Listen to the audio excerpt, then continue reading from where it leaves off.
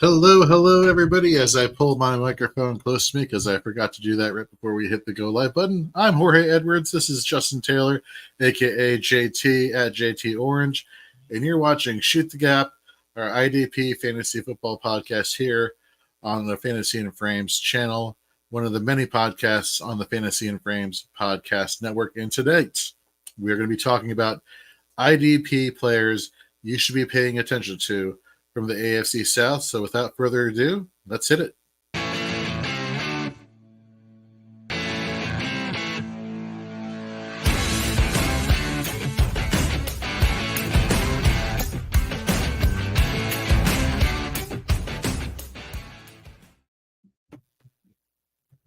Man, JT, it is a crazy week in the world of fantasy football. I know there's no IDP in Scott Fishbowl, but man, live drafts kicked off this past weekend. You were at the Cincinnati live draft. I know you and John McGlynn and Andrew Hall today had the Dynasty evaluation show where you all were talking about your experiences at Scott Fishbowl Live Cincinnati. For those who hadn't seen the episode, go to our YouTube channel here at Fantasy and Frames and check that out.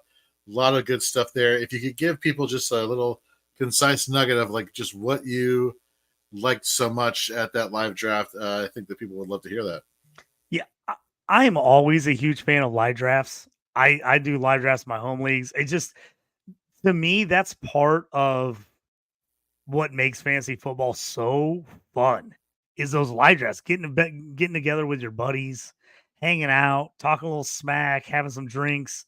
And I always think the live draft is something that's a little bit different because you got to be on your toes.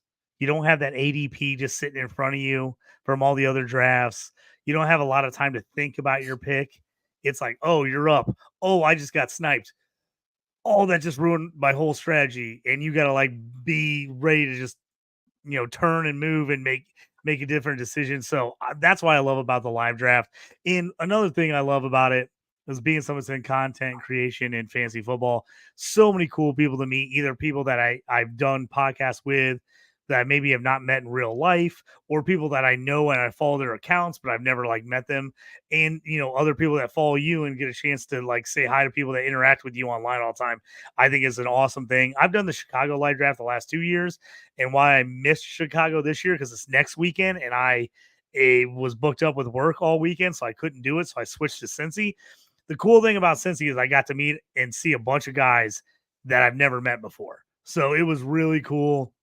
Go down there, hang out with Andrew Hall, a guy I knew, but I've never met in person. A couple guys from Chicago were also there that did the Chicago live draft the last couple of years. John Bosch did a fantastic job putting together a ton of charity events as far as like making, raising money, all kinds of prizes. We had a great time. I mean, it was phenomenal. We had 6 drafts going on at once. It was awesome to walk around and see the other boards, see who else was going. It's wild. Just 6 drafts right next to each other, and not one of them were even close to the same. I mean, guys were all over the place on where you were taking them. And I think that's one of the things in the live draft is you see, depending on what's happening in your draft, it changes things. Some drafts went super quarterback heavy early, and so everybody's like, oh, I got to get on quarterback before I miss out. My draft for once wasn't super quarterback heavy, and I waited to the 3rd and 4th round to take QB, which I'm almost always go QB. But with the scoring being a little bit different this year, quarterbacks fell a little bit, but it was just so much fun. If you ever get a chance to get in Scott Fishbowl and you can do a live draft, I always suggest do it. It's just so much fun. I've met so many people. I literally got into content creation because I met John McGlynn at the Chicago live draft. He sent out a message to a bunch of people. Was like, hey, I need help. Anybody want to jump on a podcast? And I'm like, dude, I've never done an official podcast, but I was like, I used to work in TV and radio. So I've been, on TV. I've been on the radio. And he's like, okay, I'll have you on this show. So I had it on, and then we kicked it off. We, hit it off big time. And that's how I became his co-host on the Dynasty evaluation show. So you just never know how things are going to change or how it's going to affect your life. So I always tell people, if you can do it, because it's meant so much to me. And I've met so many people And I'm in so many leagues and done so much stuff just from being in Scott Fishbowl and doing those live drafts and meeting it's just some really cool people. Nick Script, another guy from the Chicago live draft I met.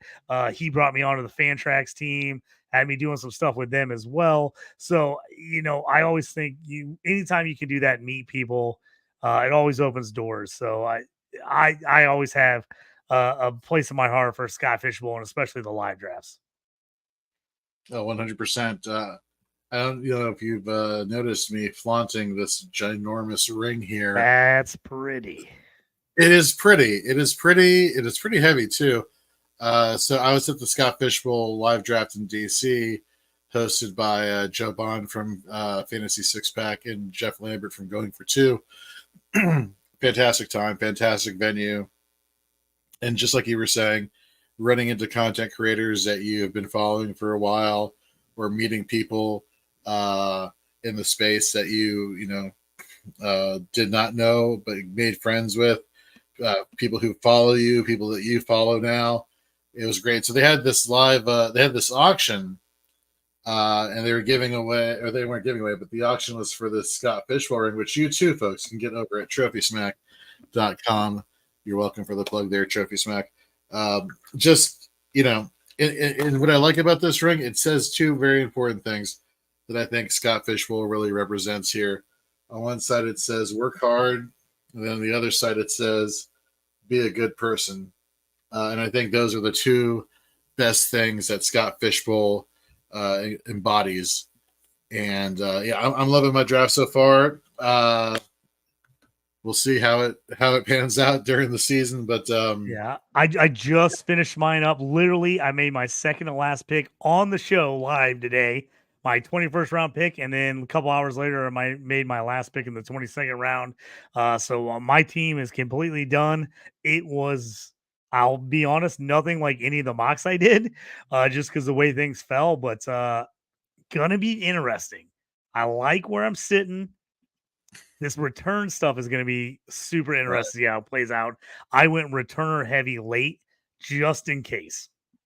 There's a chance my last 6 picks just get dropped by week 2, but depending on how the special team stuff works out. But I went super returner heavy late just because we're not 100% sure with the new rules, and he went super high scoring this year with the return rules. So it's going to be real interesting to see how this year turns out.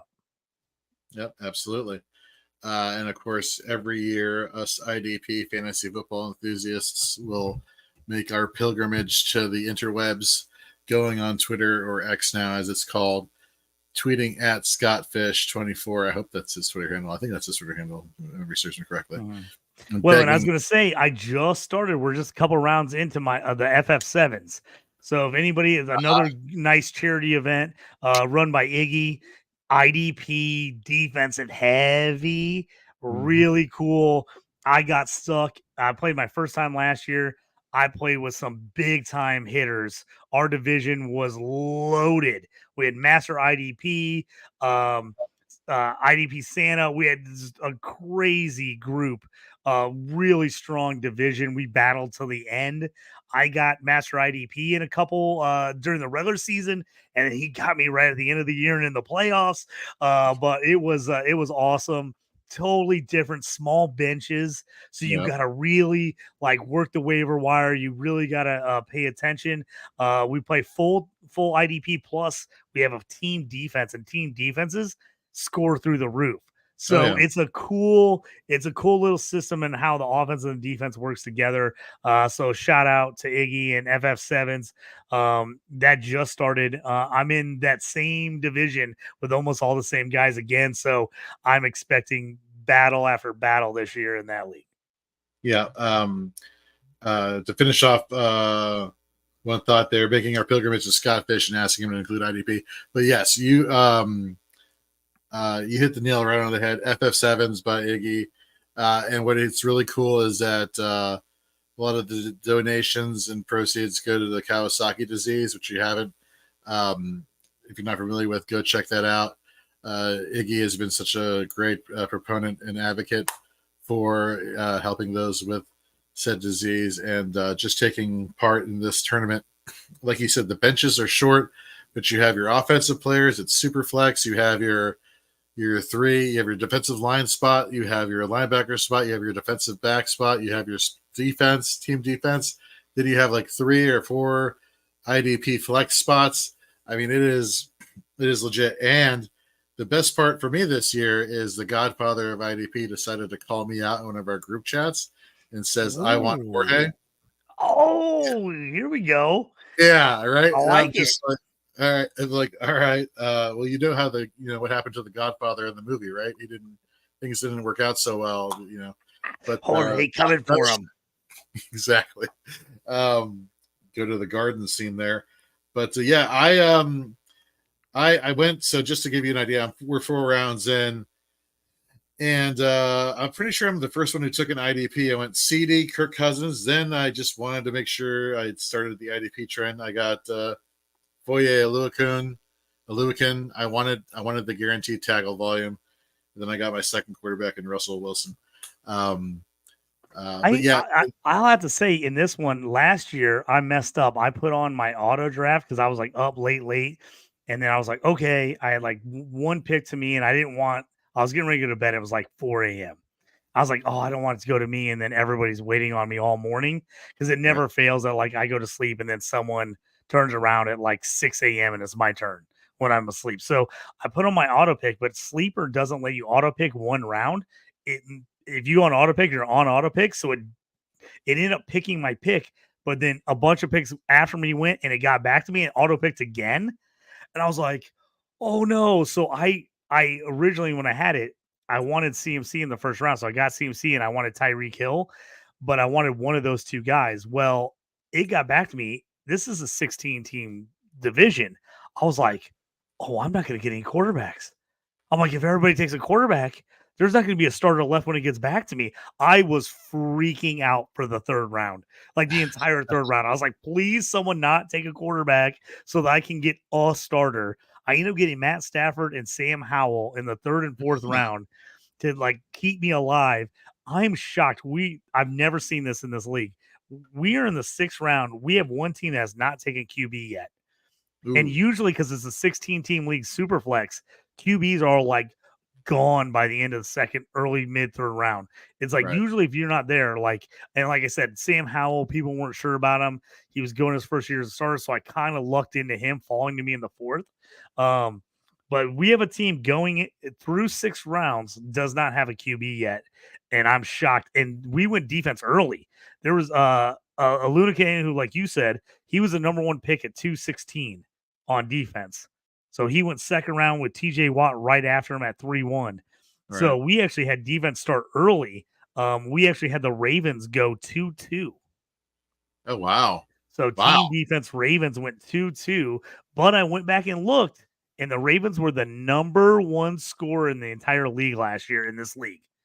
The defense scored number 1 overall points over all quarterbacks, over everybody.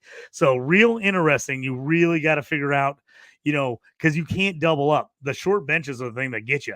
You can't take the Ravens and then get a second defense just in case. Because if you get bye weeks and stuff start happening, you got to drop people. So it's a wild league. Your team is going to probably look a little bit different at the end of the year than it does at the beginning because injuries and bye weeks, you just don't have enough people. You got to make moves. So I have not gone defense yet. I've got 5 picks in. I went Anthony Richardson at 1-3. Jonathan Taylor at 214, came back with Matthew Stafford at 3-3 because he was good luck in the third round for me last year.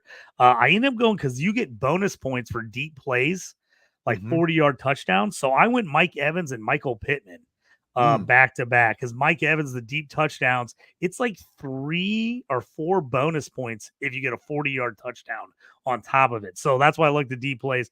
So I am a little upset though because I was looking at Bobby Okereke and a couple of those guys coming back, and they all went right after I took Pittman.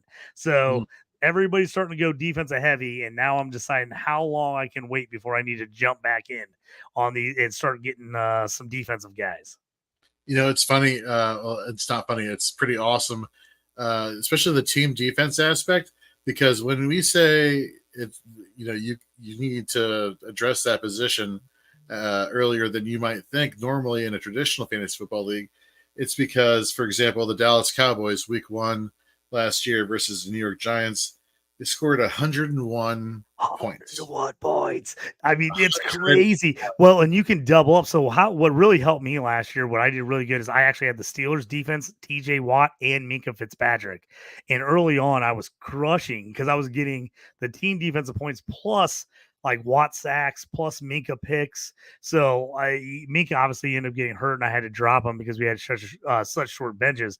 But man, you could actually, that's like the defensive stack, which I love, is like you get the team defense and one of the stud guys, you take them individually. It's just a totally different system. You know what? Now that I think about it, Ore, when we get all done, we got to do an FF7 recap. We got to recap your draft and my draft. We got to have one. We got to have a guest on from each of our drafts, and we need to do that on Shoot the Gap. And you know what? We should probably try and get Iggy on as well. Absolutely. It would be fantastic to have Iggy on. I love it.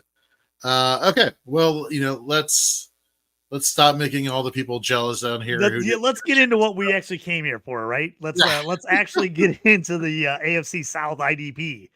People are like, man, you guys have been talking for 15 minutes about stuff that isn't even what we were talking about tonight. But it's something to pay attention to, and something for those who haven't participated in Scott Fishbowl or the FF7s. Next year they're not going anywhere, so pay attention. And I always tell people, if Scott Fishbowl, always sign up. There's always chances to get in. Always play the FC Eliminators. That's how I got in the first 2 or 3 times I got in. I won my way in.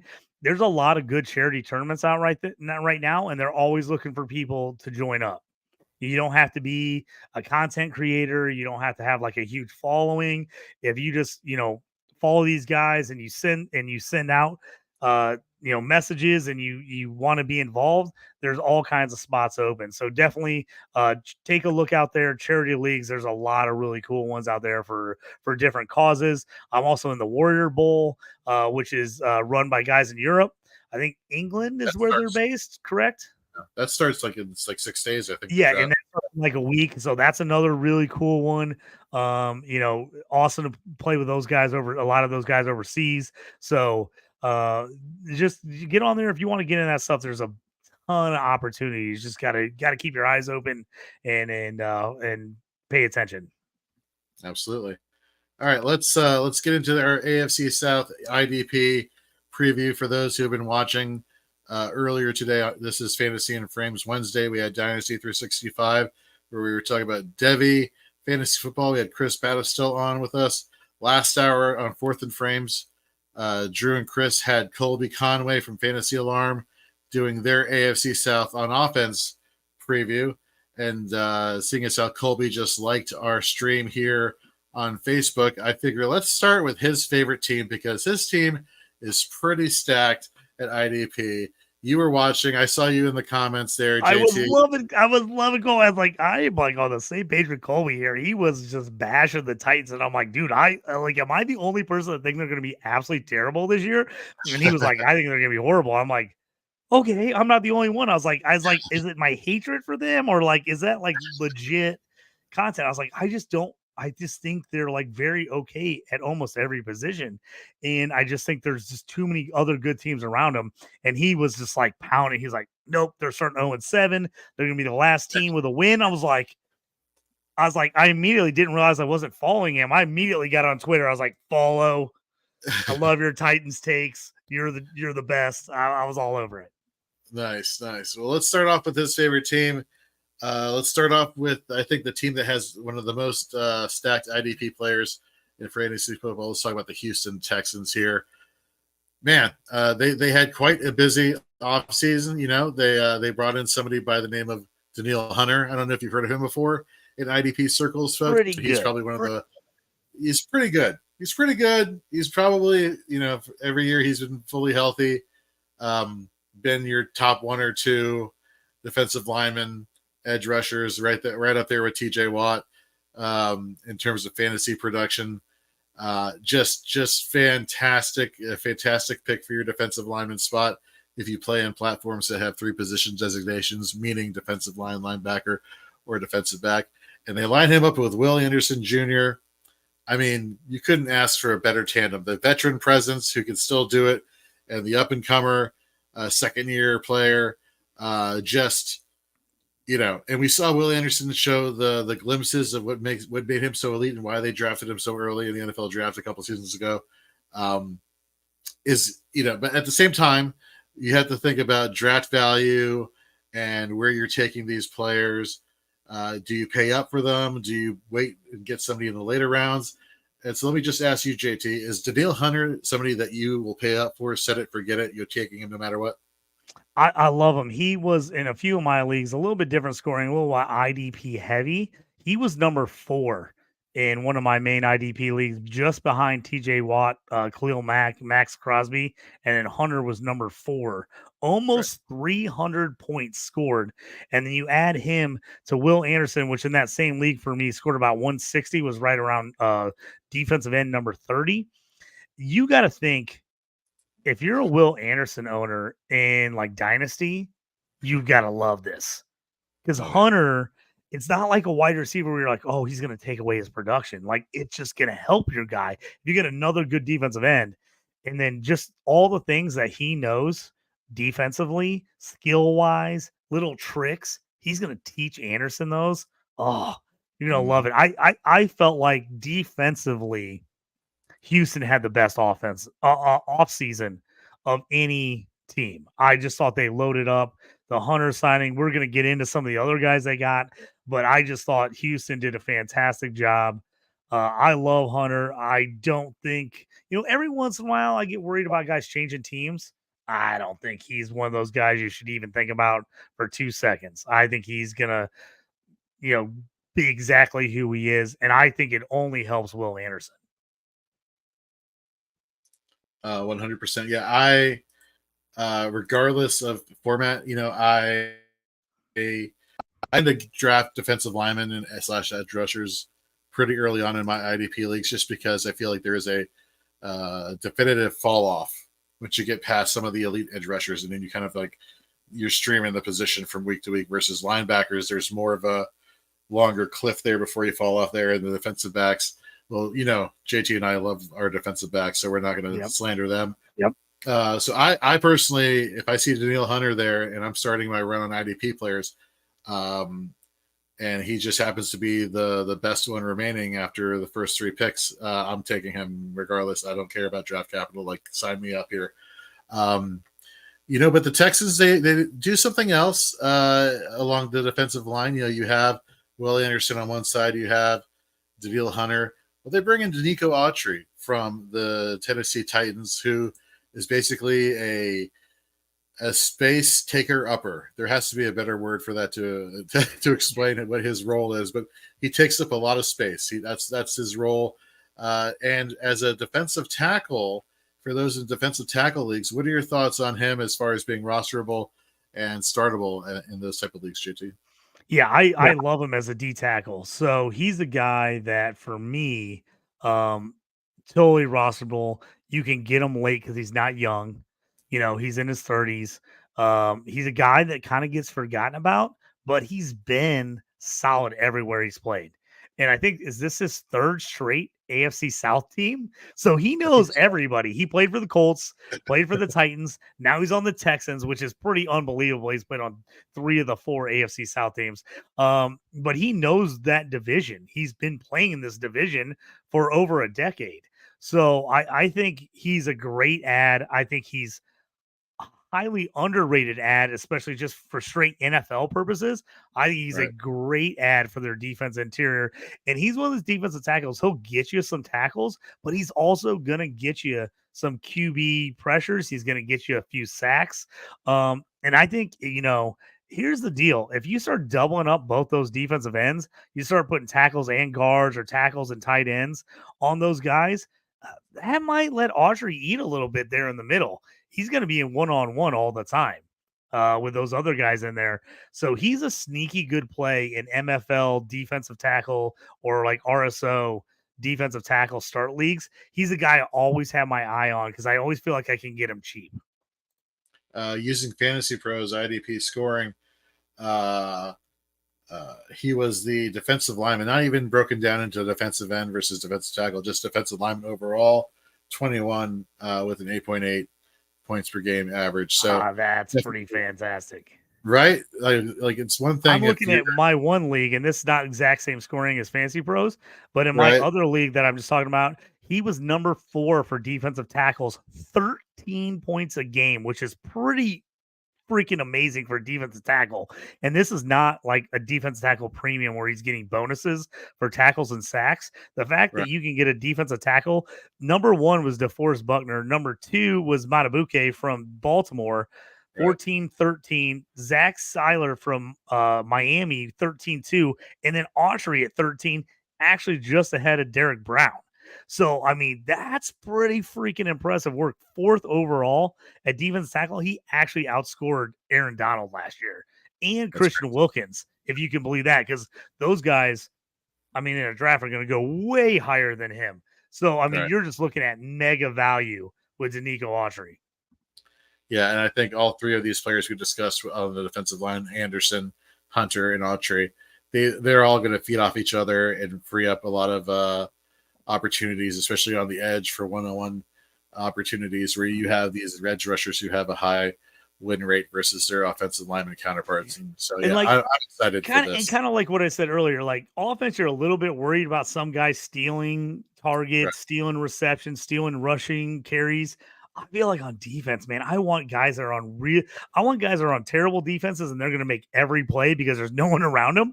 Or I want a guy that's got a really good defense around him because you know he's going to have opportunities to make plays because the team is worried about everyone else because they got so many other guys to worry about that guys like a Danico Autry can fall through the cracks. Well, let's talk about a couple players or a player in particular that also went to the Houston Texans in free agency and coincidentally from the Tennessee Titans. And of course, I'm talking about everyone's favorite offseason linebacker this year, Azeez Al-Shaair. Started off his career, I believe, with the 49ers, and then injuries, injuries. And I believe it was in the same season, both he and Dre Greenlaw were suffering from hamstring injuries. And in the following season, it was about the race to come back to the starting lineup. Who's going to do it? Is it going to be Al-Shaair? Is it going to be Greenlaw? Greenlaw got to the finish line first. He therefore inherited a lot of the snaps next to Fred Warner. But Azeez Al-Shaair, not a horrible player. He goes into Tennessee anyhow last year on a 1-year deal. One of those prove-it deals you have there. And he finished Fantasy Pro scoring as the LB15, averaging 13.3 points per game. Goes to Houston, and let's look at, I'm going to pull up some information here on PFF in terms of run defensive grading. And the top 2 linebackers that graded the highest for the Houston Texans were Blake Cashman, gone, Denzel Perryman, gone. So you're left with, now 3rd-year player Christian Harris, who is the lowest rated run-stopping linebacker on the team. Then you have Henry To'oTo'o, who is now a 2nd-year player. Coincidentally, both of those players from Alabama. And now you bring in Azeez Al-Shaair. I was a little concerned initially that, given how linebackers were rotated so much last year, that maybe Al-Shaair is falling into a situation where he could be a victim of that rotation. But now looking at all the numbers and the metrics, it's pretty clear like they were rotating linebackers because, God, they were just trying to figure out something that worked because it was just so bad. And they needed to get some of these younger guys playing time and see what they had, compared to the veterans like they had with Perriman and Cashman. But now you put Azeez Al-Shaair in here, and I don't think there's any question that he is one of these. I don't even know if I can call him a value linebacker. I think he's easily in a linebacker 2 discussion and has potential LB1 upside, but definitely firmly in the LB2 spot, middle of the LB2 spots. Where do you think he would lie? Yeah, I agree that in my one league, kind of where I'm going off of points, he was number 14 in this league. I got him for a 4th-round pick. Very beginning of the season, I had a couple injuries right away. I was like desperate for linebacker help. I looked at someone, I was like, hey, man, I'll give you like a 4th for Al-Shair, and he was like, I don't even know who that guy really is. He like kind of took over this team as an orphan and gave him to me, and I was like, he ended up saving my team. I had Bolton who got hurt. I had Dean who got hurt. I was just decimated as a linebacker position, and this is a league where we start a ton of defensive players. So there wasn't like guys just sitting on the waiver wire that were starters. Like I had to pick up like Christian Roseboom to like play. If you that tells you how like shallow the waiver wire was. I made this trade. It was the trade of the year for me. It ended up helping me get to the championship game in the league. I ended up getting beat in the championship game because the other team just went off. But he had a monster year for me. He was number 14 in this league for me in overall scoring. I mean, almost he was 6 points away from 300 points on the year. So I mean, he was only 70 total points behind the top two guys from Alukan. He was only 70 points behind him. So like, I mean, that from a guy that, you know, people are like, oh, who is this guy?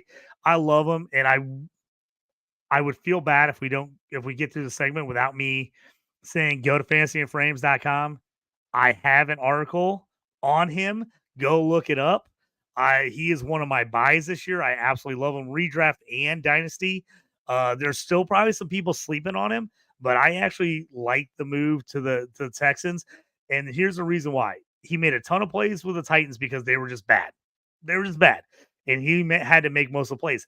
But he's got so much more talent around him in Houston. But the Houston linebackers made a decent amount of tackles, and they weren't good. Right. I think he's way better than the guys they had. He was someone that D'Amico Ryan handpicked, was like, I want him. He was with D'Amico Ryan in San Francisco. So to me, that means a ton. When a guy coached you before and you were a backup and he's like, I want that guy, you know Right. that he already knew he had talent. You knew that he was upcoming. And he was coming off a major knee injury coming out of college. And that would hurt his draft capital. I think he ended up going undrafted, as undrafted free agent. But he was the guy that put up major stats at Florida Atlantic. Shout out to the Owls. Sister and brother-in-law both went there. He ended up having a great year. He had a couple great years there for them. I just really like him. He's a competitor. The guy plays hard, and I just think he's going to be such an improvement over the linebackers they had last year. 100% agree. Let's go to the defensive back position here for the Houston Texans, because this is where things get kind of controversial. You go back a season 2022 in many people's leagues, using Fantasy Pros' IDP scoring as a reference. Jalen Petrie, safety, defensive back one, was averaging 14 points a game. Here you have now the coaching regime changed last year, different schemes, different nuances to the defense. And what happens? Jalen Petrie went from being the defensive back one to being the defensive back 53 with scoring only 9.1 points per game. And you look at what do we like in defensive backs, specifically safeties? We like the box safeties. We want the people who are close to the line of scrimmage, who kind of act as de facto linebackers, play against the run, maybe help out either blitzing or getting those tackles for a loss. He clearly is the lead box. At least last year was clearly the leader in box safety snap counts with 212, with the next highest being 127 with Kareem Jackson, who was brought in mid-season. So who is he? Is Jalen Petrie this year 2022? Or is he somebody that, that was an outlier, not buying it? Because we don't have that much of a sample size with him to go off of here. Is this a situation where it's like, I may take him, but not as like my starter, more like bench depth? Or do you avoid him altogether here? Like, what does your gut tell you here, JT? I still think Petrie's a good player. I think that first year was just a combination of their defense was pretty bad and their linebackers were bad. And he was just making every tackle. And he was making every tackle because the Texas defense was not good. They improved quite a bit last year, and you saw his numbers go down. Not because I think he was a worse player. He just had better players in front of him. I think the same thing happens this year, especially with Al-Shaair there. I just think the tackles numbers go down. I'm not saying don't take Petrie in your drafts, but do not be taking him high. I mean, he for me would be like my third, fourth defensive back I'm drafting. I still think he's got talent. I just think what was his rookie year? I was like 160 tackles, something crazy. I mean, he had a ton for a safety, and I think and that was really just their linebackers were bad. So he was making so many tackles downfield, and teams were throwing all over him. So again, he was making a ton of tackles in the secondary. I still like him as a player. I think he's a good player. I just think we're never going to see those types of numbers again because I just think it was a perfect mix of their defense wasn't great. They had a coaching staff on the way out. He just happened to be the back line defense making every play. And I just see everything in front of him's gotten better. I could see him getting more takeaways and some stuff like that because the front seven is better. But I just can't see him touching 100 tackles again. That seems like so many to me with everyone else on that defense. It's kind of like I know we haven't talked about this division, and we will.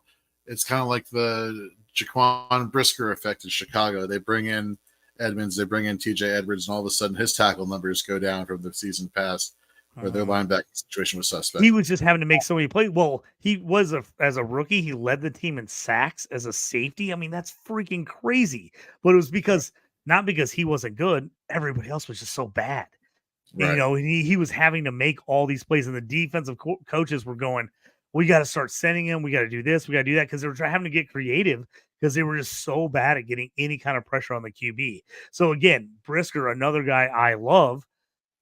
But, again, now that the defense in front of him has gotten better, I'm not so sure that he's going to make as many plays, statistically for IDP purposes. I still love him as a real life NFL defender. But yeah, are those numbers going to fall?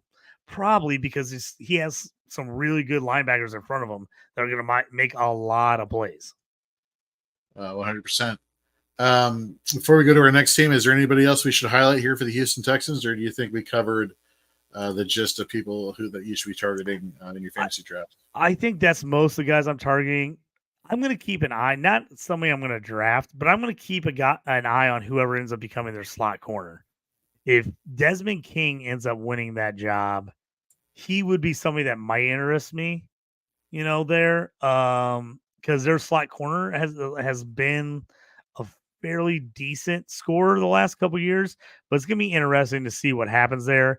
The two rookies, Kalen Bullock and Kamari Lassiter, I'm really interested in how they use those guys. If either one of them end up becoming the slot corner, I would be on those guys in Dynasty as stashes. Those would be guys that would interest me a lot. I like Desmond King. He's getting older though. He was great when he was playing slot corner and kick returning. If your team had special teams, like I love those defensive backs that kick and punt return. So he would have been a nice guy from there. Be interesting to see kind of how they use them early on. But if Lassiter or Bullock end up moving into that slot corner, those would be guys I'd be interested in taking. Very nice. Very nice. All right, well, let's go from Houston to the great state of Indiana and Indianapolis. Let's talk about one of your favorite teams here, the Indianapolis Colts. Man, a lot of good names here. But I think there's a lot of mirages here, especially up front, which people should be paying attention to and not just immediately jump at the opportunity to draft them. And let me tell you why.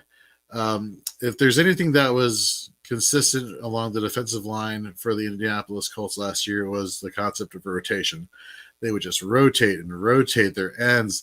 You wouldn't see one, have too much of a edge in terms of snaps, because they kept on rotating the guys, keeping the guys fresh, much like what the Buffalo Bills do. But what do they do in the NFL draft? They get who is my favorite edge rusher, and Leatu Latu out of UCLA, who I'm a huge fan of. But look who he's playing behind. He's playing behind Kwity Paye, who came out a couple of days ago and was like, "This is going to be my best season ever." Good, June to July talk here, but what if that does happen, right? You're not going to see him come off the field enough to get Liatu a lot of playing time for Dynasty. Yeah, I'm trying to acquire all the Liatu I can. For redraft, probably not. On the other side, you got Samson Ebukam, who played all right last year, but nothing. It really comes down to DeForest Buckner for me. Like, this guy is hands down, very Aaron Donald-esque when it comes to his play on the field. And when you look at his fantasy performances, going to Fantasy Pro scoring for IDP, he was the defensive lineman 4, averaging 10.8 points a game. So this guy just is position proof, I think, along this defensive line. But outside of that, I'm kind of cautious about, for redraft purposes, going after some of these ends. Am I crazy for thinking that, or do you have a different opinion? Or no, I agree with you. I like all these guys in real life, and I like the rotation because it keeps them fresh. But man, they're almost not on the field enough to want to play those guys all the time. I have a ton of Kwity Paye. I loved him in Michigan. He's gotten better and better. He's really good against the run. His pass win rate is not spectacular. He put up some better sack rates last year, but the issue with the way they rotate these guys, they gotta really produce when they're on the field, because they're not getting a ton of chances. With the rotation, Ebukam, he's okay. He played decent. Adebayo actually, in the limited playing time, was pretty strong last year. If people forget about him, guy at Vanderbilt tore his Achilles, I think either at the combine or like at his pro day. It was like right early on. So he ended up dropping in the draft. Colts, I think, took him in the second round, if I remember, as he had first round potential. But he's a guy that's starting to get it back together. I really like them as a unit, but it's tough for IDP because you don't want a unit. You want the guy that's making the plays. So right. I really like them as a unit. I'm just not spending too much draft capital. Latu, I would be on. I think there's a chance he does enough that they're like, okay, we can't keep rotating him. We got to play him. We got to play him a lot.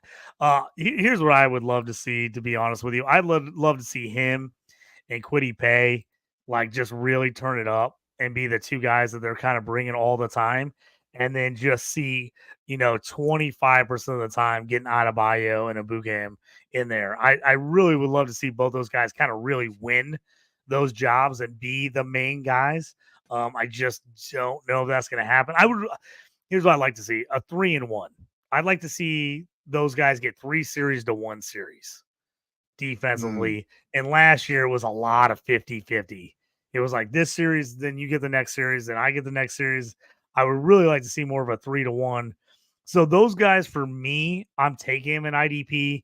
They've just fallen for me because I don't trust that they're going to get enough full-time play to put up really good stats. But I love the unit. I love the unit as a whole. Moving back, from the defensive line position to the linebacking core here. Well, I guess before we get into linebackers, sorry, go ahead. We got to bring up DeForest Buckner. I mean, if you're in a defensive tackle league, even if you're in just a defensive line league, DeForest Buckner still puts up points. He's still a beast. The games where he does not play for the Colts, it's so noticeable. And then the big difference for him is a guy that you don't want for IDP purposes, but you really want next to you in a real life game is Grover Stewart.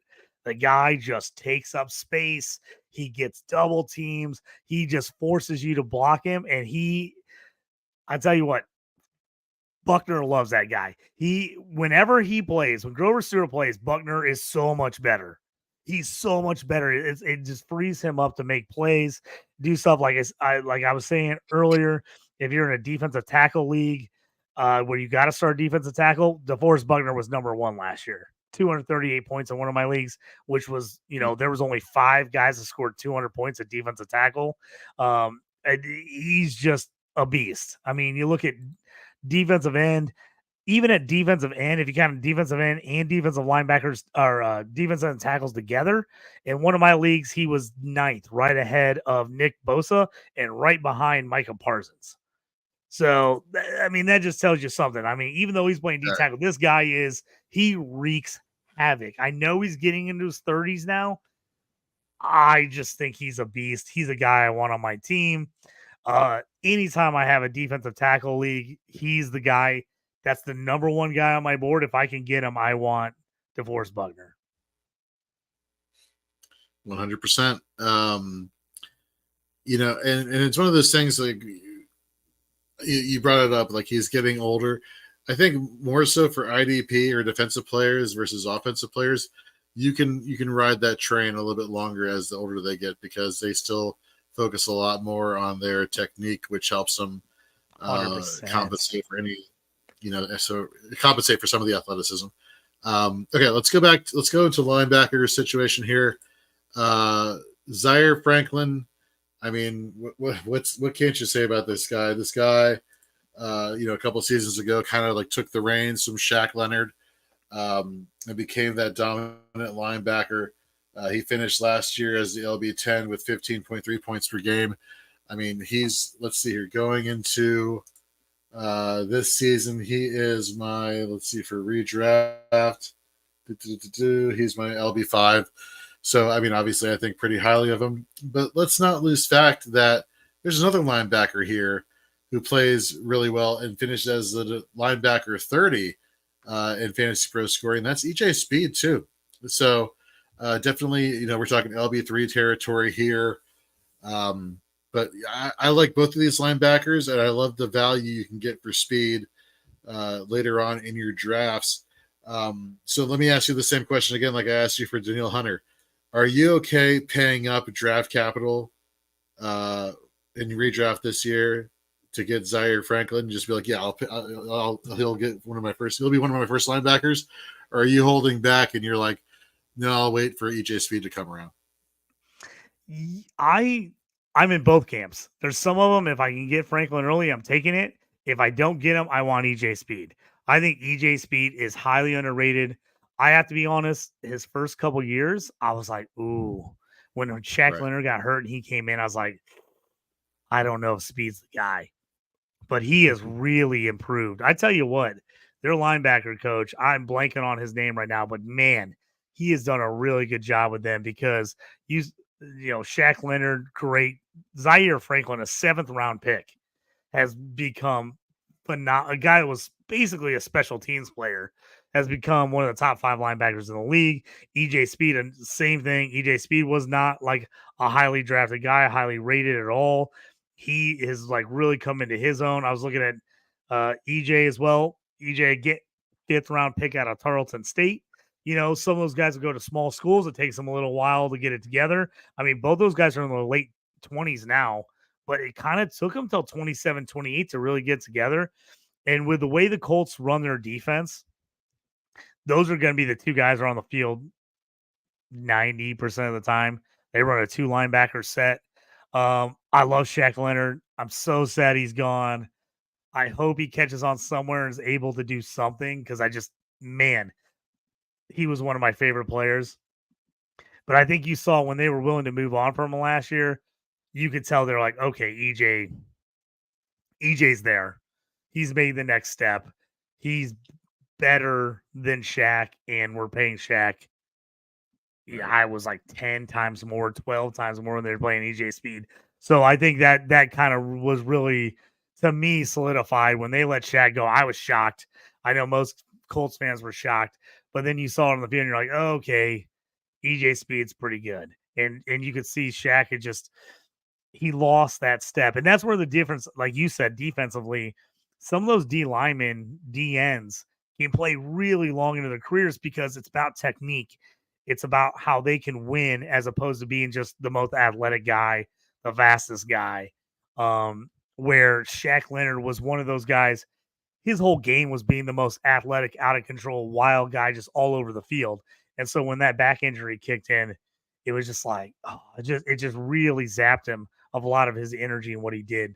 I think EJ Speed is somebody people are still sleeping on. I think they see Franklin's the guy that's going to make all the tackles. Speed's kind of whatever. He's a secondary guy, but I really like Speed. I think he's great value. If I miss on Franklin, I'm not taking them both, honestly. But if I miss on Franklin, then I'm getting Speed later if I can. Very nice. Okay, let's move into the defensive back spot. And for me, there are two, and I'm sure for you as well, there are two that you are chomping at the bit for. One is Julian Blackman, strong safety. I mean, we talked about him during our defensive back redraft show. Just, I mean, given the opportunity, the box snaps, the tackles for IDP, the fantasy points, just, I mean, what's there not to love about Julian Blackman there, JT? You know, he was a guy, well, just real quick, Hollywood Titan jumping in. Love EJ Speed. Have a ton of shares of him. Yeah, absolutely. Love it. Blackman's a guy still underrated. You know, we talked about this on our DB show earlier in the year. You know, he played free safety when he first came out. He moved to strong safety last year. When he played, he had a couple games he was hurt, but when he played, he was really good. And he put up really good IDP numbers. I still think he's an under the radar guy. I think if you talk to most people, like if you're saying, hey, like who do you love at, you know, strong safety, box safety? I think Blackman's not in a lot of people's top 10 or 15, but I think he's a guy you should keep an eye on. I really like him. He's gotten better every year, which is what you want to see out of a pro. And I think he really came into his own once he moved to that box safety from free safety. I just think it fits his profile better. They even drafted, you know, Cross to play box safety and him to play free safety. And they're like, oh, wait, never mind. Blackman's better. They moved Blackman to box safety and then actually moved Nick Cross, who never played free safety his entire career, to free safety because they're like, hey, we were just Blackman so much better here. So Blackman, he's another guy like an EJ Speed. I just think they're not high on a lot of people's radar, but you're gonna get good production for where you can get them. So I hear you. I am totally drinking the Kool-Aid and bumping him up my rankings. Like he's in my top 12.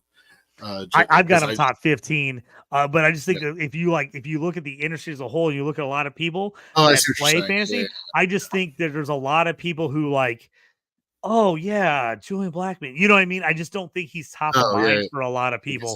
So I think there's a chance he falls in your drafts unless you have, you know, super sharp drafters. I think he falls for some people just because, you know, he's not a huge name, and since he only had last year as a box safety and he missed some games because of injury, right, I still think there's a little bit, you know, I think he's a little under the radar still. I think the people that watched him play were like, and look at the actual analytics on him were like, oh, he was really, really good when he was in there. But I just think if he blows up this year, like I think he can, next year you're in trouble. You're not going to be able to get him as cheap as you're going to be able to get him this year. No, that makes a lot of sense. You know, and again, going back to Fantasy Pro scoring, he was averaging 11.2 points per game, and he was a defensive back 21. At defensive back 11, averaging 11.5 was slot quarterback Kenny Moore, who I feel like Kenny Moore every other year is just basically an IDP stalwart, regardless if you have a specific cornerback designated spot on your roster or a defensive back only spot. I mean, what's there not to love about Kenny Moore there, JT? Yeah, I actually have Kenny Moore, and I've talked about this in the past. I have Kenny Moore in even leagues where you don't start cornerback because the Colts are specifically a 4-2 with a nickel. Like that's just what they play. That's their base defense. So Kenny Moore is really kind of technically their third linebacker. You could say him or Blackman kind of come up and be that other guy. But Kenny Moore just makes plays. He had one or two kind of like statistically down years a little bit, but man, he bounced back last year, had a really nice year. I have him in leagues. I have one of my home IDP leagues. We don't start a cornerback specifically. We just start 2 DBs. I still have Kenny Moore and I play him a lot of weeks. Even though I'm really strong at safety, he's one of those guys that he can make or break a week. I mean, he can win you a week.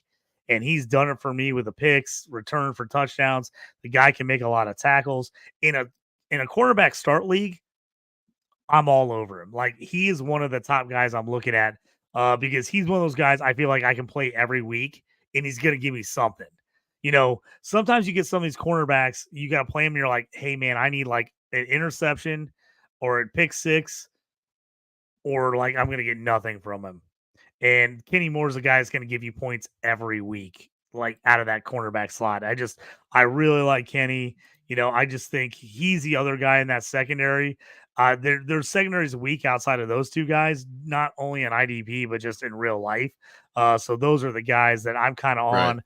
Like I said, in my one league, if you looked at top cornerbacks, Kenny Moore was number 3 and this actually number 2 last year in my league overall scoring. The only guy he scored behind, he had 16-3 a game. The only person he scored less than was Deron Bland, who had the all-time year of interceptions and pick sixes, Yeah. and he barely finished behind him. I mean, it was what did I have there? He finished 15 points behind Deron Bland, who like was intercepting and returning for touchdowns left and right. In my league, that's a ton of points. So that tells you what Kenny Moore can score. So he's a guy I definitely want. Like I said, even if you're on sleeper where it's just DB, no quarterback, no safety, Kenny Moore's Right. still worth owning. 100%. All right, let's go to a team now in the AFC South that, man, I feel like, and it's apropos that we have Hollywood Titan in the YouTube chat here. Which, by the way, if you're following or watching this on YouTube, please, and even if you're not, head over to YouTube and go to the Fantasy and Frames channel and hit that subscribe button, so that way you're in that notification bell while you're there, so you're notified when Fantasy and Frames drops new podcast episodes or player profile episodes or you name it. We have it all for you, whether it's college, redraft, IDP, dynasty, best ball, draft shows, you name it. So we really appreciate your patronage there. But let's go to Hollywood Titans' favorite team, the Tennessee Titans here. I mean, Harold Landry, Monty Hooker, Landry being one of the edge rushers, outside linebackers, Monty Hooker being the box safety. That's all I'm excited for, to be honest. Like, I'm not even excited for Kenneth Murray coming over from the Chargers, because what did he do with LA? I'm not exactly excited for Jack Gibbons. Like, there is a lot of What are your thoughts here? That's exactly. That's like, yeah, man. And this is part of the reason, we talked about a little bit. Drew and the guys talked about it before. I just think the Titans are going to be bad. And I think part of the reason they're going to be bad is I just do not like this defense. And I think this division is going to be really high scoring. I really do. I think we're going to see a ton of shootouts, which isn't necessarily bad for IDP because I think these guys are going to make a ton of plays. But I think it's bad for the Titans because I think they have the worst defense and I think they have the worst offense. So it doesn't look good. You know who I want out of everyone on this team, and is going to sound crazy, not for redraft but for dynasty. I like Cedric Gray, the 4th round pick out of North Carolina at inside linebacker. If I want anybody, that's the guy I'm targeting because I think there's a chance that this team ends up being really bad. I don't believe in Jack Gibbons or Kenneth Murray at all. I really don't. I would rather have Gray off the waiver wire or someone I took late in rookie drafts and have him sitting there as a guy like an Al-Shazir who comes in and all of a sudden, bam, he's making every tackle, making every play because they got nobody else. He's the guy I would rather have than almost everyone else. Landry, okay. He's a year removed from the injury, so I think maybe he gets back to form. Jeffrey Simmons in real life is really good. Right. My worry is everyone around him is not good enough to not let him get double teamed to death.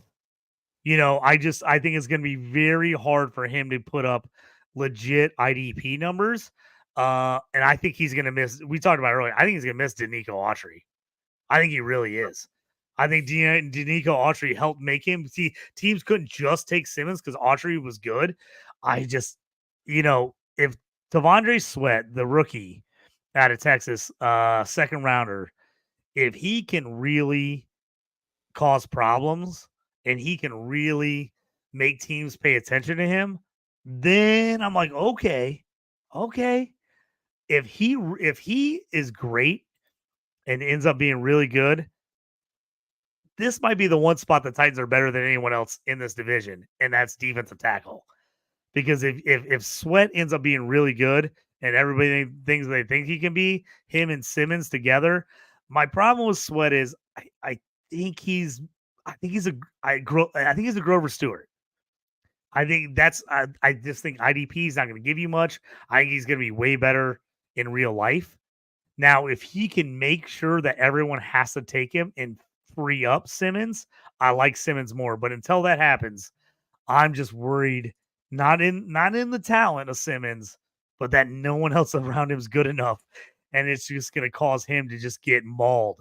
Everyone's going to try to stop him. So that's my big worry on Simmons, especially in redraft. If I'm taking on a defensive tackle league, I'm probably not reaching for him just because I'm really worried about everybody around him. And then secondary, I honestly, they made some moves. They got L'Jarius Sneed, which is a really nice signing. But this secondary was really bad last year. They were really bad. And sometimes bad is good for IDP. No, I don't know. I just about think this it's year. bad all around. I think this team is just bad all around. Unless Sneed, which right now, if you look at our lads, he's set to be the right cornerback. He should be the slot corner. If he's the slot corner, okay, I want Sneed because I feel like this type of team, Sneed could end up. He could have a Petrie year where, like, oh my God, we're seeing Sneed make like 145 tackles because he's having to make every play.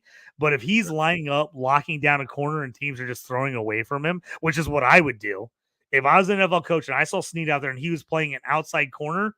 I'd just be like, okay, cool. We're just going away from him every play. If that happens, then he's going to be just nothing for you in fantasy because he's not going to get enough chances to make plays.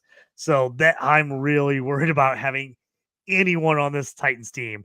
Like, I mean, they would have to fall like hard for me to end up taking any of these guys. Other than if I'm in Dynasty, I like Cedric Gray. I think he could end up being really good. He's the guy I would want and target for the future. 100%. We got a question here from Brandon in the chat. Will JJ Watt even be on the fantasy list? Chance at a return? Let me tell you, it was either yesterday or today. There was like a picture taken where he's in his driveway and he's looking absolutely jacked.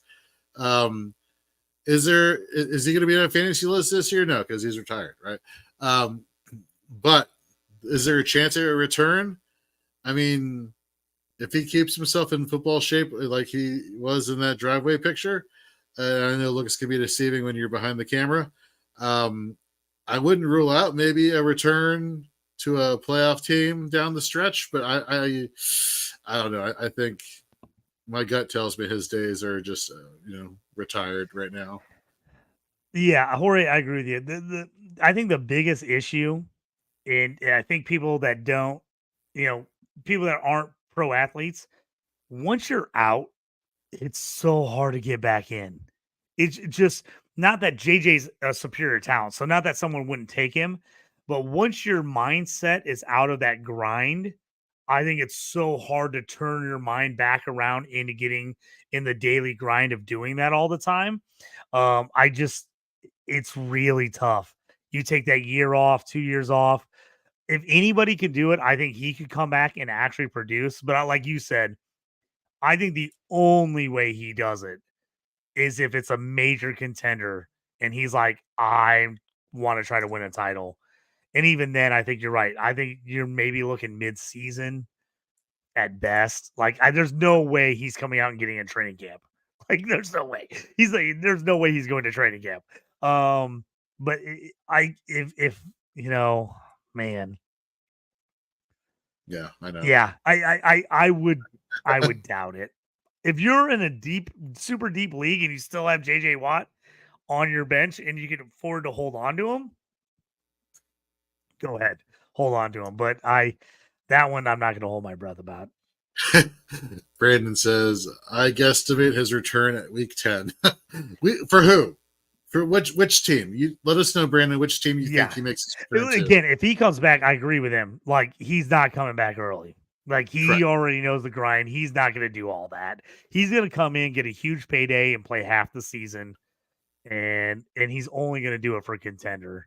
That's just the way it is. You think? And he says Brandon says going back to the Texans. Going back to the Texans. Let me tell you, like, if the Texans are absolutely rolling, which again I like the Texans a lot this year, their schedule is so much tougher than last year. If people haven't looked at the schedule, it's so much harder than it was last year.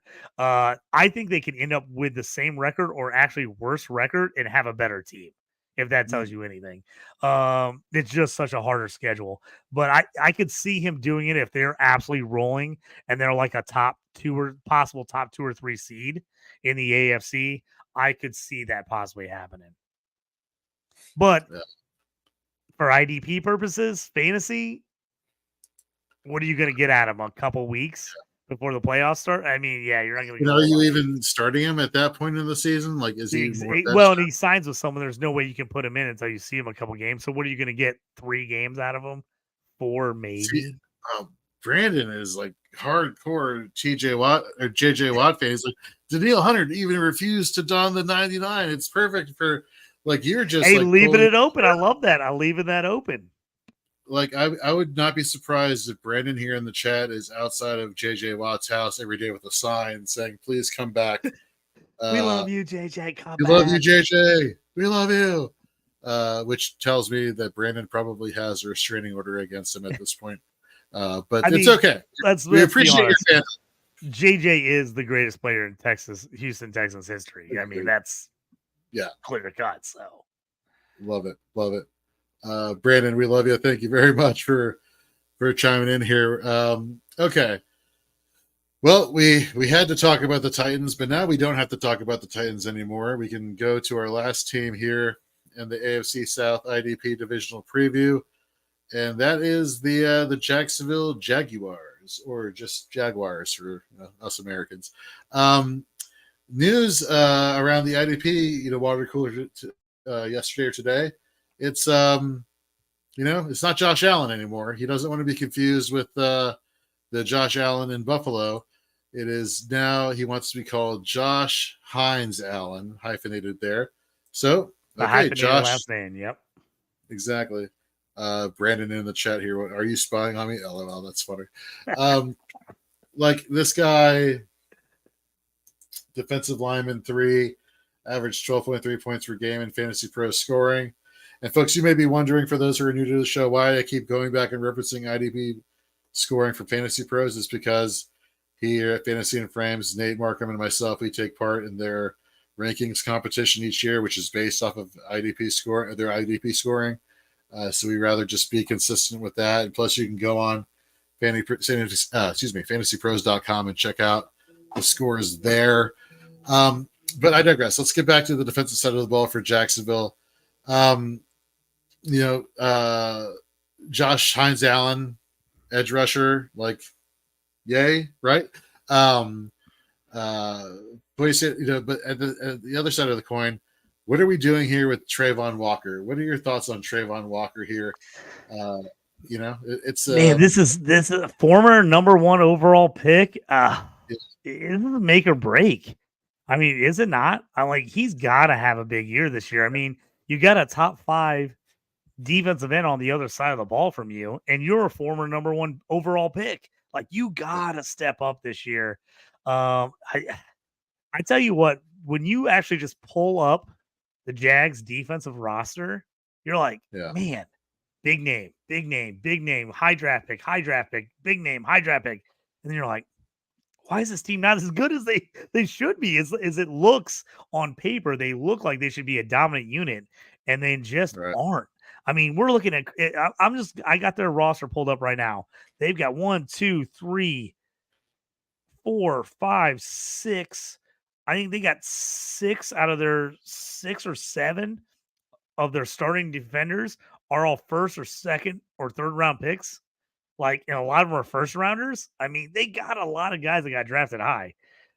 This team should be better defensively overall. It's just they're not. Individually, I think they have some really good players, but as a team unit, they're not as good as they should be, I think. Yeah, and even for fantasy purposes, going back to the Coulthard numbers here, he was the defensive lineman, 32, only giving close to 7.7 points per game. So obviously you could do better at the defensive lineman spot. So I get it. I'm holding Dynasty him in IDP leagues yeah. that I got him in, like Dynasty IDP leagues. If I got him, Yeah. I'm like holding him, hoping for the breakout. But man, I'm not taking him in redraft at all. And it's like like I said, I'm on that thin thread of like, I need you to see it this year because he's going into next year will be his 5th, right? So he was a 22 draft pick, 22, 23, 24. So they'll be gonna have to start eyeing whether they want to actually do the 5th year option with him here pretty soon. So he's gonna need to show something this year. I mean, going inside, Eric Armstead is by far the best interior defensive player they've had in a long time.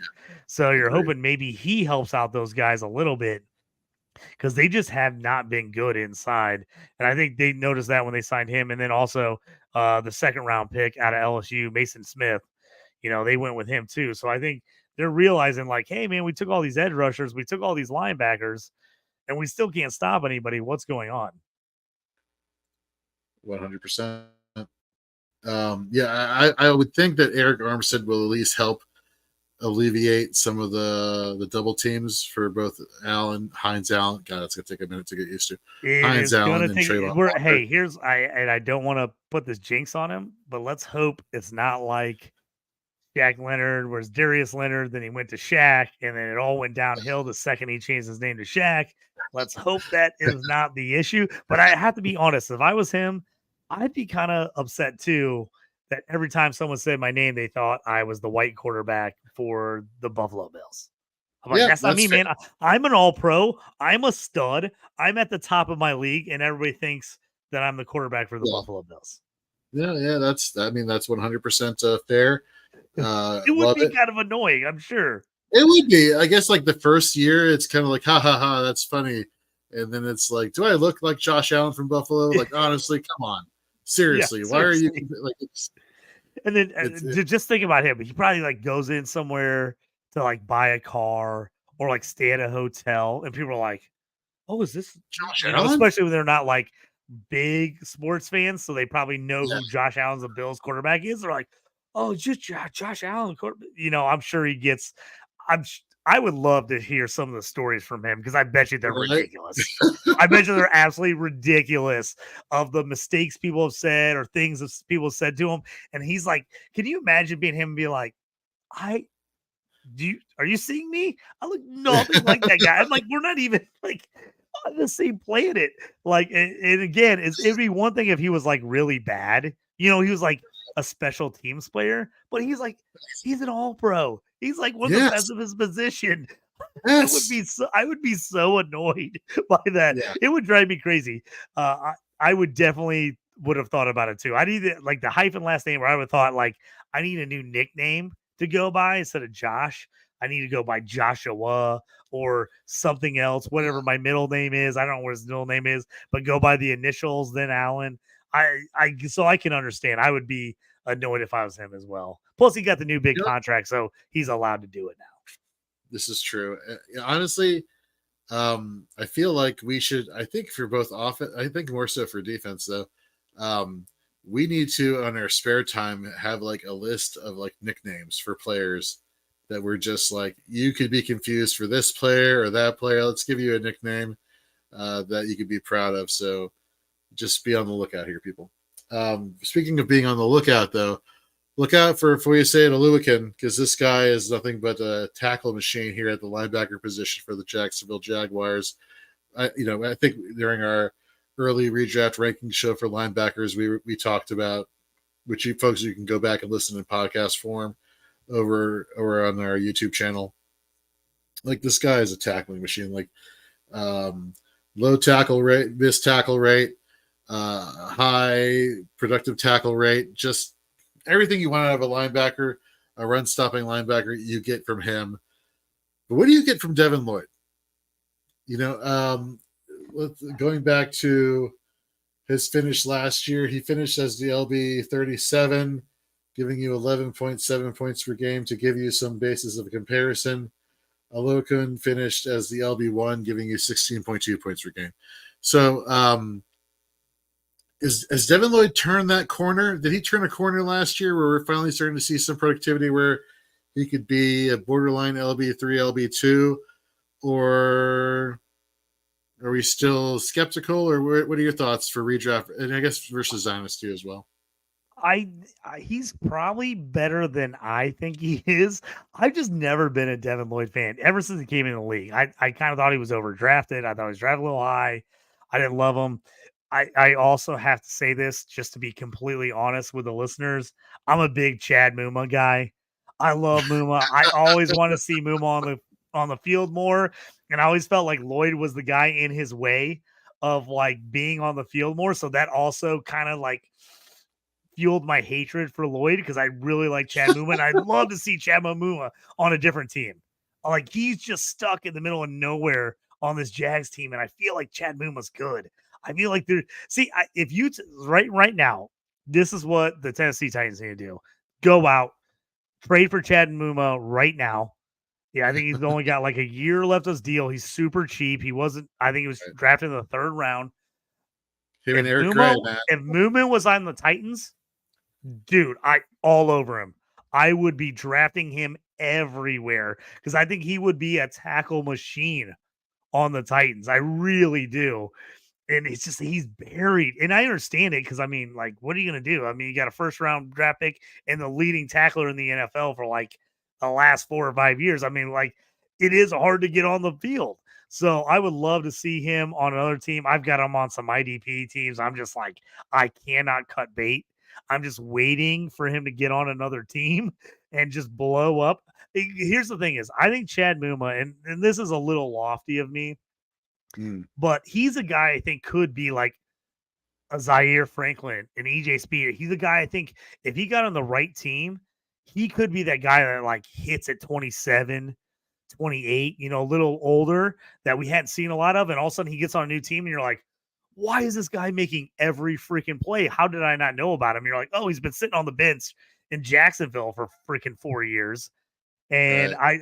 I like Muma, like obviously redraft, undraftable. You can't think about him. IDP, if you're in a really big league where you can afford to take him and hold him, I like it, but he's not playable. You're not going to play him. So that one's the toughie for me. I'm just praying for the day he ends up on a different team. I remember he was coming out of Wyoming, and I saw his tape, and I was like, this guy is all over the place. He was just making tackles all the field, super aggressive. He was looking like he was earning a little more playing time 2 years ago. And when he played a couple games when Lloyd was hurt, he looked great. He was like double-digit tackles every game. And then last year, nothing. I mean, nothing. He basically didn't see the field last year. So I'm just praying he ends up somewhere. I was trying to look up his stats. Oh, yeah. 17 games. He had 5 solo tackles and 7 assists. He had that in one game the year before. I actually think he had multiple games the year before. So I just got to assume they're going to eventually move on for him, but I would love to see it sooner rather than later. And sorry for taking everyone's time up on my Chad Muma rant. Let me add to that rant just a little bit more. So Mike Woolert, who's over on the IDP show, the year Muma got drafted, he had Muma as his number one linebacker heading into the NFL draft. And he's like, all right, the Jacksonville Jaguars, all right, going to go with Muma. Who's going to be the next pick? Devin Lloyd. And he's like, what? What did you just do? I already drafted so much Chad Muma before the NFL draft. What did you do to me, Jacksonville? So there are other people out there who share your pain. Speaking of sharing pain, though, man, it's going to be kind of painful to decide which cornerback or defensive back, rather, I want from this Jaguars team. Last season and seasons prior at strong safety, we had Rayshawn Jenkins. Well, he's now in Seattle. Love Rayshawn Jenkins. I hated to see him move on. He was a steal. He was an absolute steal the last couple of years because people didn't really know about him. I like Andre Cisco. He's a Syracuse guy. I like him, but he's playing that deep safety. And you're right. I just don't know who's going to be the guy. Who I'm really watching for in this league or on this team, and what I've been looking for a few of my leagues, who ends up being the box safety. Does it end up being Antonio Johnson, the 5th round pick, I think out of Texas A&M last year, going to his second year, or does somebody else end up taking that spot? If it ends up being Antonio Johnson, I think he could be sneaky good, especially in deep leagues. Like, don't get me wrong, I'm not like running out there to draft him, but I had some leagues where it was getting started kind of thin at safety. We had a couple free agent waiver wire moves in the summer. I went and jumped on Antonio Johnson in a bunch of my IDP leagues on waiver wires this summer.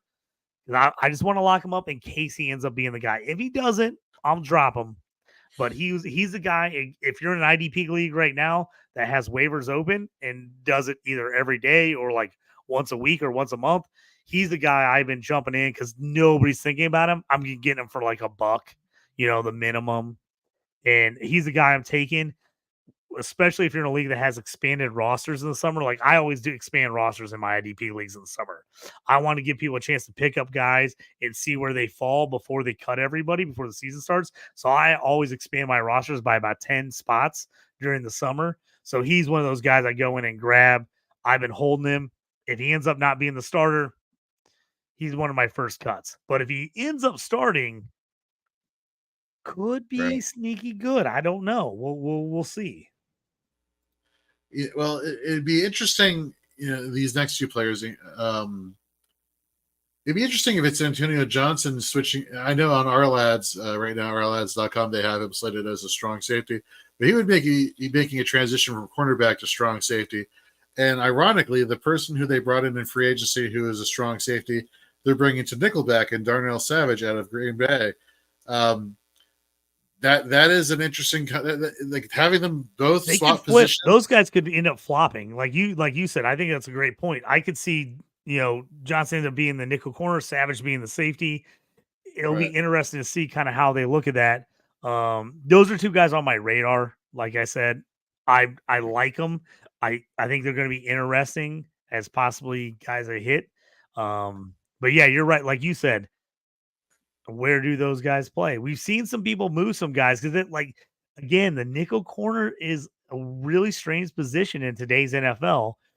Some of those guys that used to be the box safety, they're like, oh, I want to get this guy on the slot guy, especially if he's physical, kind of bump him, but kind of can help us. Especially a team that runs a lot of zone, wants those guys up on the line where they can come up and help on the run. So that will be interesting to me. Who do you like out of those two guys? Would you take a shot on Antonio Johnson, or would you take a shot on Darnell Savage? I think my Maryland pride here is going to be coming into play here, but I think I take a shot on Darnell Savage just because I don't expect him to be the nickel corner. Like he's never been used as a nickel corner. I don't see it. I don't see Antonio Johnson being the next Julian Blackman who transitions from cornerback to strong safety and automatically becomes a world beater. I feel, there are exceptions to every rule. And I'm not saying it's outside the realm of possibilities. Anything is possible here. But in terms of fantasy production, I've seen more from Savage over the course of his career than Antonio Johnson's short career. So I'm not I'll go with what I've seen before versus someone I need to see it first. Yeah, I agree with you. And the reason I'm interested in this position, like we said earlier, Rajon Jenkins was so good and put up such good points being that box safety for them. Right. That's what interests me. Now, can somebody else produce like he did? I don't know. Yeah. But it does interest me because he was so productive in that role the last couple of years. Absolutely. Okay. Well, I think that's going to wrap up our discussion of the IDP players you should be targeting in your drafts for redraft heading in a couple months here when all of the redraft drafts start kicking off. So thank you very much, everybody who's been tuning in, all 100 of you, staying up late to hear us talk for an hour and a half about IDP Fantasy Football. It would have been a lot less time if I did my Muma rant. If I stayed off on some of those things, we would have kept it the hour like we're supposed to. My fault, Jorge. I apologize. No. The fact that people are watching and paying attention tells us that they enjoy what they're seeing. So thank you very much. For those who are on our YouTube, if you haven't already, hit that subscribe button and notification bell. We would really appreciate that. As well as if you're watching on X right now, follow us at Fantasy and Frames. You can find our work, not only there over at fantasyandframes.com. You can check out our articles. You can check out our rankings. Hit up our TikTok page. We're going to be updating those videos pretty soon. So we got a lot of stuff coming at you now, and we'll be ramping that up as the season gets closer. Next week, we'll be covering the IDPs in the AFC East. So before we head out, JT, is there anything you want to plug or just tell the folks about quickly before we head out tonight? I'm good. If you're interested in IDP content, obviously check out Fantasy and Frames. I also have a bunch of my stuff on DLF. So I've got my updated rankings. I've got a bunch of articles out there we put out each division, just kind of like we talked about tonight, running by division. So I actually had up, just tonight, just to throw out a little dabs to my guy Jason Abbey, did the South division for this one. I was supposed to do it. I ran into some problems. He did it for me for a DLF, so I really appreciate him covering me on that article. So if you are a DLF member, jump on there and kind of look at our breakdowns there. But yeah, if you, like we talked about earlier, interested in these charity drafts, stuff like that, feel free to hit me up on Twitter at JT Orange. I can kind of tell you some of the ones I've been in or give you contacts of guys of where to sign up. If you want to jump into some of these charity drafts, are really fun. Some of them are new, only a couple years old. They're always looking for new people. So feel free to hit me up and ask me questions about those. And if you didn't get a chance to watch our SFB 14, talking about the Cincy live draft that I was in along with Andrew Hall, with John McGlynn earlier on Fantasy and Frames earlier today, we did an afternoon show. Go back, watch that, listen. It was a good show. It was fun. Absolutely.